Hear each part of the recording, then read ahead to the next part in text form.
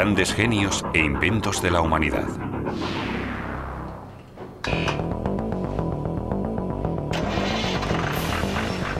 La fuerza de la atracción, un fenómeno que el hombre ha conseguido aprovechar de muchas maneras.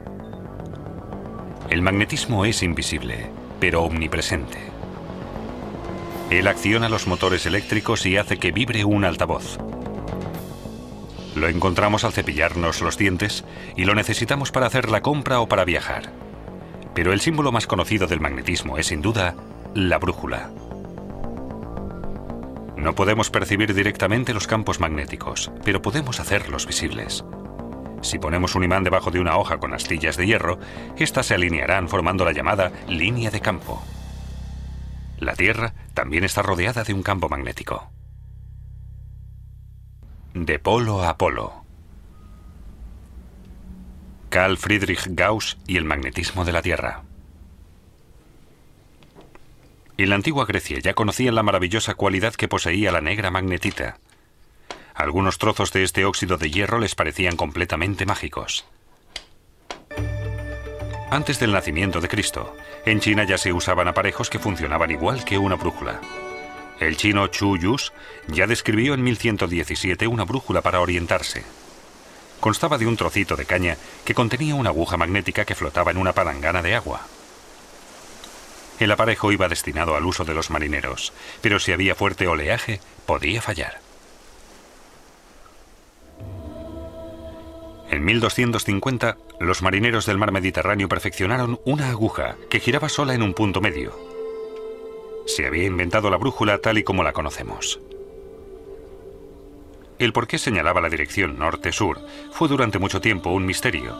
Se creía que el motivo era la existencia de una montaña gigante de magnetita en el norte.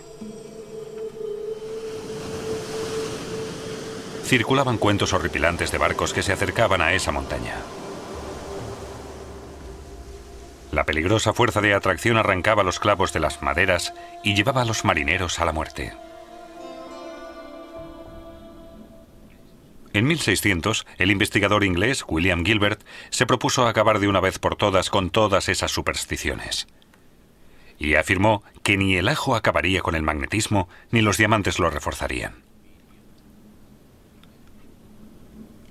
En su tratado De Magnete, Gilbert describe sus experimentos. Utilizó un trozo de magnetita para simular el comportamiento de la aguja magnética con respecto a la Tierra. Y en su intento, consiguió observar lo que después se acuñaría como inclinación.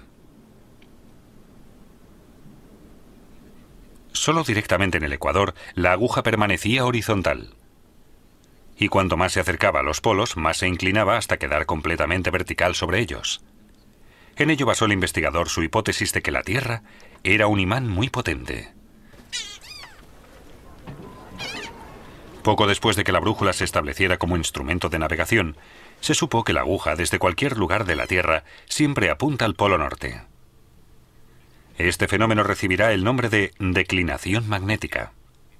Así, en el siglo XVIII, el campo magnético de la Tierra llamó la atención de los investigadores. Mucho de lo que sabemos hoy se lo debemos al físico y matemático Carl Friedrich Gauss.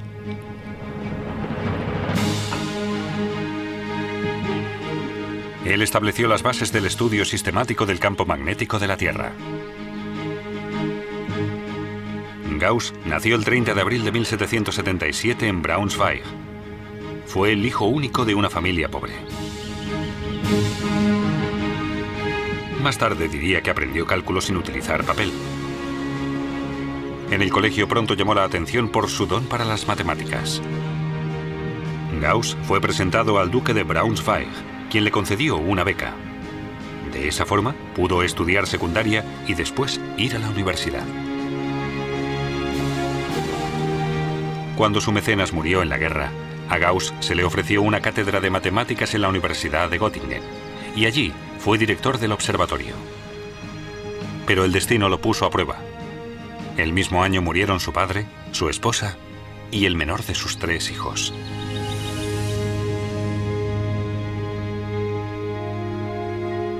Gauss se centró plenamente en sus investigaciones. Su interés por las matemáticas se traslada ahora a la astronomía. Ya en su juventud, dejó estupefactos a los expertos al trazar la órbita exacta del asteroide Ceres. El asteroide estaba oculto detrás del Sol y reapareció justo en el momento y en la posición exacta que Gauss había afirmado anteriormente.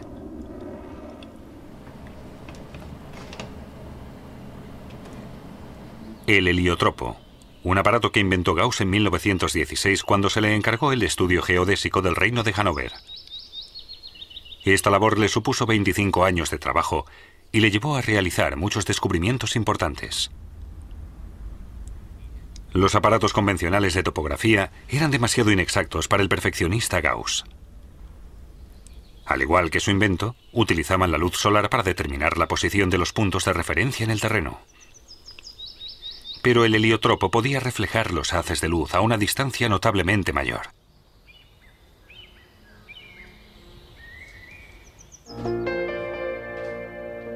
Carl Friedrich Gauss fue un genio universal. No hubo casi ningún campo de las ciencias naturales que no captara su interés.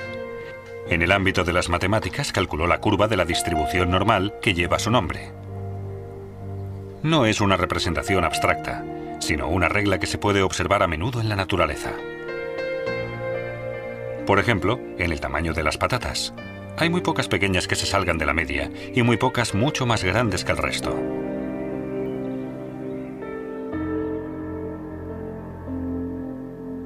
En sus investigaciones, Gauss siempre mostró cierta tendencia a calcular la media. Registró muy pocas obras que no citaran el promedio. Dibujó un diagrama de estadística que dio como resultado una curva en forma de campana. Pero volvamos a su verdadera pasión, el magnetismo de la Tierra. Adelante. Sí, hola, traigo un mensaje. Ajá. De un famoso científico que nos hace... En 1832, el naturista Alexander von Humboldt le pidió a Gauss su colaboración. Quería construir una red a nivel mundial para la observación del magnetismo de la Tierra. Gauss y su colega Wilhelm Weber se entusiasmaron con la iniciativa. Deciden construir observatorios entre otros sitios en Escandinavia, Siberia e incluso Tasmania. Y para medir los cambios en el campo magnético, Gauss construyó el magnetómetro, en cuyo interior había un péndulo y una brújula común. La construcción fue fácil, pero los requisitos de precisión eran muy elevados. Para leer la escala, tuvo que utilizar un anteojo. Una simple respiración podía hacer que la medición fuera incorrecta. Gauss y Weber querían evitar estos fallos a toda costa. Construyeron su observatorio de Göttingen sin ningún metal. Un edificio que no pudiera influir en nada al campo magnético de la Tierra.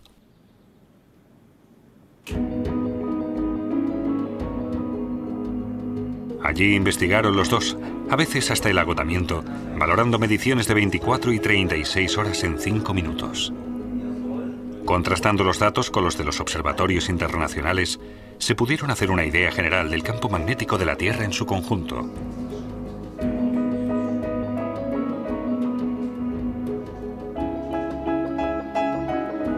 Casi paralelamente a esto, Gauss y Weber construyeron juntos el primer telégrafo operativo.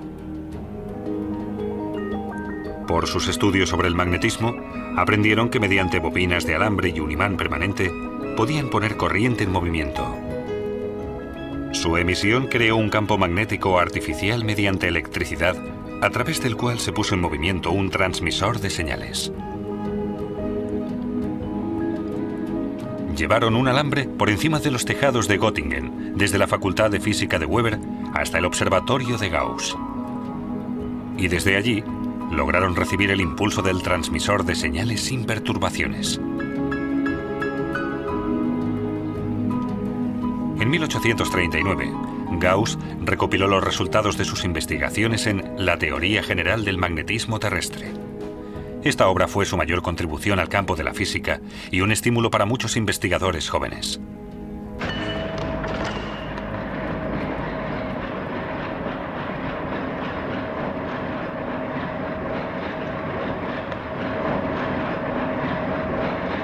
El director del observatorio de la Universidad de Múnich, Johann von Lamont, se interesó 10 años después por las fluctuaciones del campo magnético terrestre. Él la relacionaba directamente con la actividad de las manchas solares. Hoy se sabe que las enormes erupciones de la superficie solar generan partículas altamente energéticas. Si los vientos solares chocan con la atmósfera, se cargan de electricidad y causan fluctuaciones en el campo magnético terrestre. Lamont acertó de lleno con su teoría. Sin campo magnético, la Tierra sería un planeta muerto. El campo protege la vida de los vientos solares altamente energéticos. Sin este escudo, la evolución habría sido muy diferente. No habría podido existir vida fuera del agua. En los polos, el campo magnético está más cerca de la superficie terrestre. Por ello, las tormentas solares penetran más en la atmósfera. Cuando se averían las líneas de alta tensión de largo recorrido instaladas en el norte, se manifiesta la potencia destructiva del Sol. El fuerte campo magnético provoca altas corrientes eléctricas que destruyen elementos ultrasensibles como los transformadores. ¿Pero de dónde procede el campo magnético de la Tierra? La idea de que el planeta tenía en su interior un imán gigante no tardó en descartarse. En 1919, Joseph Larmor consiguió dar una explicación plausible. El núcleo externo de la Tierra, un líquido caliente, está a unos 3.800 grados. Y el núcleo interno, sólido, a unos 1.500 grados más. Por ello se producen fuertes corrientes en el interior. La rotación de la Tierra desvía esas corrientes, que se mueven en espiral paralelamente al eje terrestre. El núcleo externo de la Tierra contiene metales y es conductor eléctrico. Como una dinamo, produce electricidad y se crea el campo electromagnético. La fuerza del campo siempre está variando. La posición de los polos magnéticos cambia constantemente. El polo norte, solo en estos últimos 100 años, se ha movido 10 kilómetros. El campo magnético ha llegado a desaparecer y reaparecer poco después, a veces con la polaridad opuesta.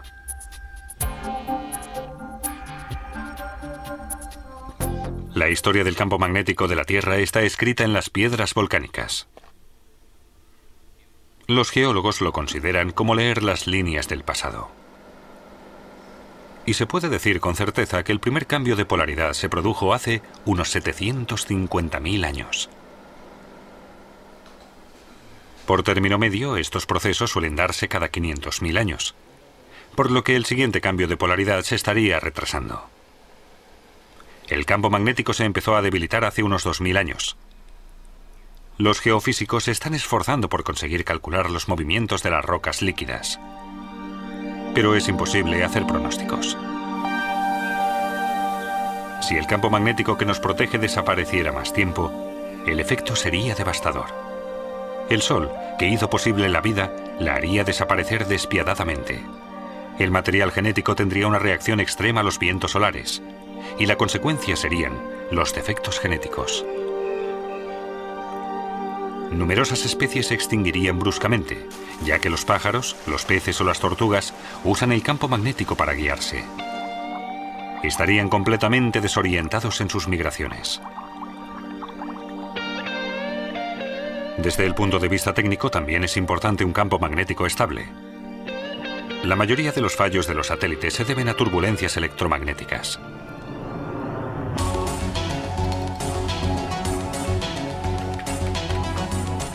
Una avería en el sistema de comunicaciones paralizaría la vida científica y social. Actualmente, en Sudáfrica, los investigadores han registrado torbellinos en el campo magnético. Muchos los interpretan como un anuncio del cambio de polaridad. Sin campo magnético, la brújula convencional tampoco funcionaría. Y el mismísimo Gauss estaría desorientado.